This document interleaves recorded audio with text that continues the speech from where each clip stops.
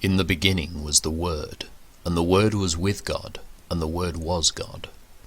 In him was life, and that life was the light of all mankind. The light shines in the darkness, and the darkness has not overcome it.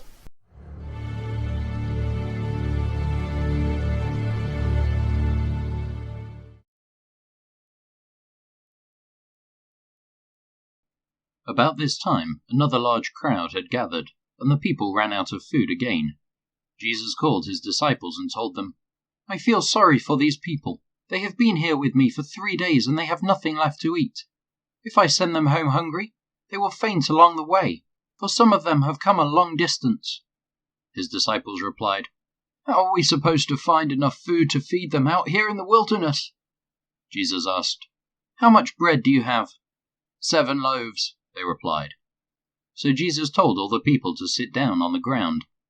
Then he took the 7 loaves, thanked God for them, and broke them into pieces.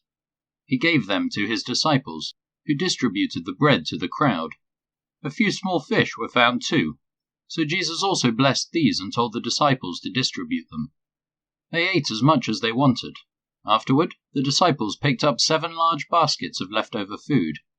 There were about 4,000 people in the crowd that day, and Jesus sent them home after they had eaten. Immediately after this he got into a boat with his disciples and crossed over to the region of Dalmanutha. When the Pharisees heard that Jesus had arrived, they came and started to argue with him. Testing him, they demanded that he show them a miraculous sign from heaven to prove his authority. When he heard this, he sighed deeply in his spirit and said, "Why do these people keep demanding a miraculous sign? I tell you the truth, I will not give this generation any such sign." So he got back into the boat and left them, and he crossed to the other side of the lake. But the disciples had forgotten to bring any food. They had only 1 loaf of bread with them in the boat. As they were crossing the lake, Jesus warned them, "Watch out! Beware of the yeast of the Pharisees and of Herod." At this they began to argue with each other, because they hadn't brought any bread. Jesus knew what they were saying, so he said, "Why are you arguing about having no bread? Don't you know or understand even yet? Are your hearts too hard to take it in? You have eyes, can't you see? You have ears, can't you hear? Don't you remember anything at all? When I fed the 5,000 with 5 loaves of bread, how many baskets of leftovers did you pick up afterward?" 12, they said. "And when I fed the 4,000 with 7 loaves, how many large baskets of leftovers did you pick up?" 7, they said. "Don't you understand yet?" he asked them. When they arrived at Bethsaida, some people brought a blind man to Jesus, and they begged him to touch the man and heal him. Jesus took the blind man by the hand and led him out of the village. Then, spitting on the man's eyes, he laid his hands on him and asked, "Can you see anything now?" The man looked around. "Yes," he said, "I see people, but I can't see them very clearly. They look like trees walking around." Then Jesus placed his hands on the man's eyes again, and his eyes were opened. His sight was completely restored, and he could see everything clearly. Jesus sent him away, saying, "Don't go back into the village on your way home."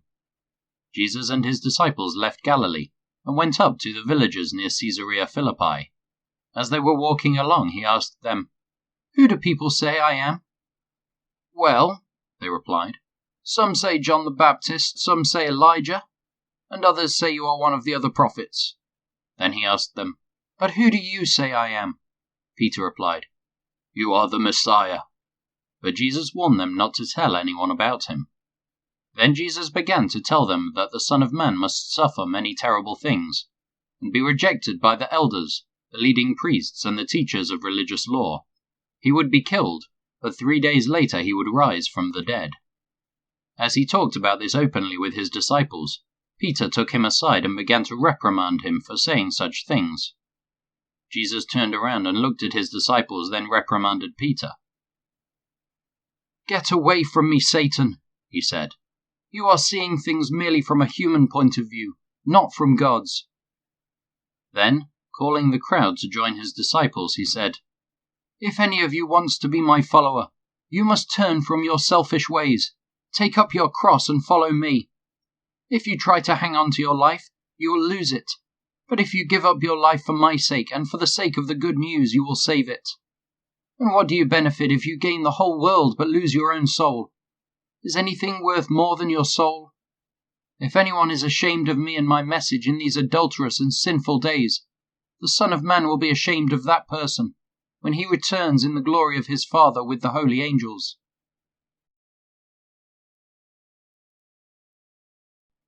One day the Pharisees and Sadducees came to test Jesus, demanding that he show them a miraculous sign from heaven to prove his authority. He replied, "You know the saying, red sky at night means fair weather tomorrow. Red sky in the morning means foul weather all day. You know how to interpret the weather signs in the sky, but you don't know how to interpret the signs of the times. Only an evil and adulterous generation would demand a miraculous sign, but the only sign I will give them is the sign of the prophet Jonah." Then Jesus left them and went away. Later, after they crossed to the other side of the lake, the disciples discovered they had forgotten to bring any bread. "Watch out," Jesus warned them. "Beware of the yeast of the Pharisees and Sadducees." At this they began to argue with each other, because they hadn't brought any bread. Jesus knew what they were saying, so he said, "You have so little faith. Why are you arguing with each other about having no bread? Don't you understand even yet? Don't you remember the 5,000 I fed with 5 loaves, and the baskets of leftovers you picked up? Or the 4,000 I fed with 7 loaves, and the large baskets of leftovers you picked up? Why can't you understand that I'm not talking about bread? So again I say, beware of the yeast of the Pharisees and Sadducees." Then at last they understood that he wasn't speaking about the yeast in bread, but about the deceptive teaching of the Pharisees and Sadducees. When Jesus came to the region of Caesarea Philippi, he asked his disciples, "Who do people say that the Son of Man is?" "Well," they replied, "some say John the Baptist, some say Elijah, and others say Jeremiah or one of the other prophets." Then he asked them, "But who do you say I am?"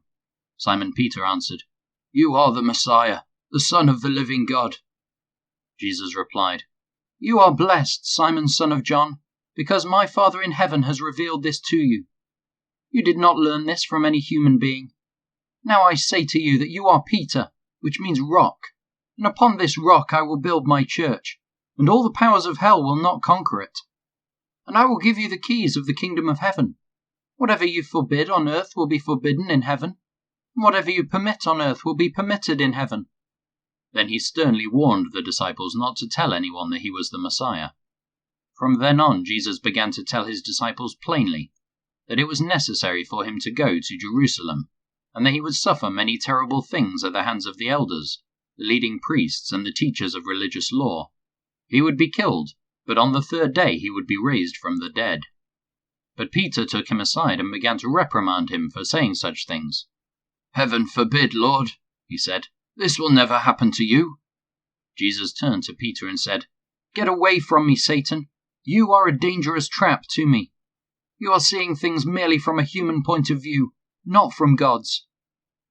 Then Jesus said to his disciples, "If any of you wants to be my follower, you must turn from your selfish ways, take up your cross and follow me.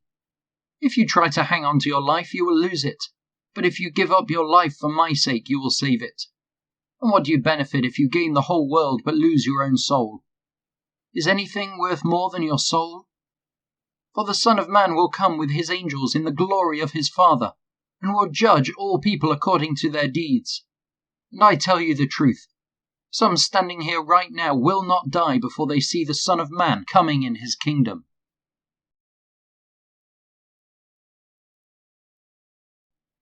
One day, Jesus left the crowds to pray alone.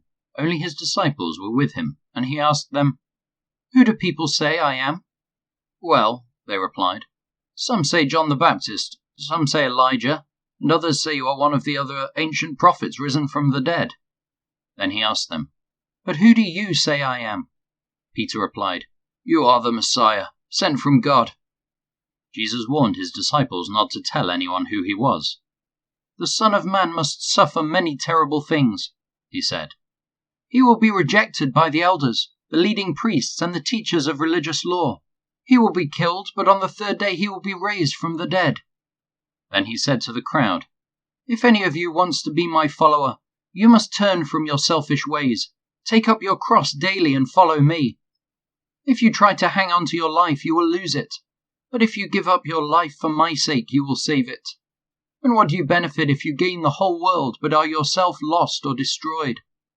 If anyone is ashamed of me and my message, the Son of Man will be ashamed of that person when he returns in his glory, and in the glory of the Father and the holy angels. I tell you the truth, some standing here right now will not die before they see the kingdom of God.